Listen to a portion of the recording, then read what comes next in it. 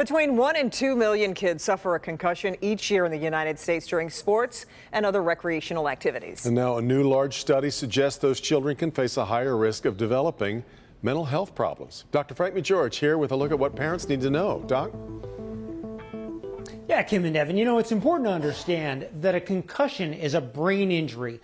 While most children who suffer a concussion fully recover with time, there can be a lingering impact for some. Now, new research is highlighting the importance of taking these injuries seriously.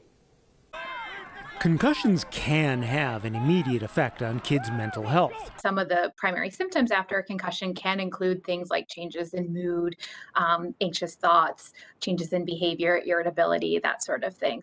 But there can be longer-lasting risks.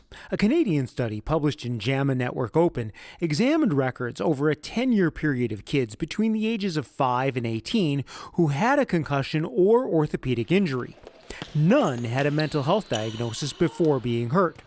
Researchers found those with concussions had a 40% increased risk of developing a mental health issue compared with children the same age and sex with an orthopedic injury.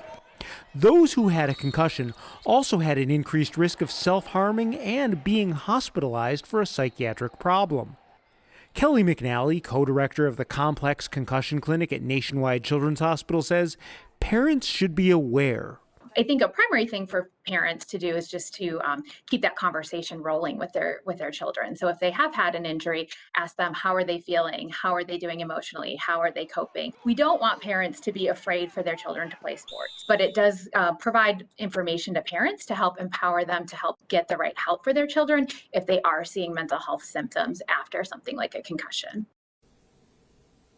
Now, if you spot any red flags like mood changes, being withdrawn, or if your child isn't enjoying activities like they once did, talk to your child's doctor right away because many issues can be treated more quickly and easily when they're identified earlier.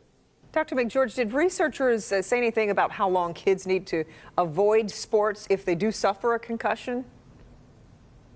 Well, Kim, they did actually, and they stressed that it's actually very important to get children back to their normal routines as soon as it's safe because those activities and that sense of belonging is so important for kids' mental health. Interesting. Okay. Yeah. Dr. McGeorge, thank you.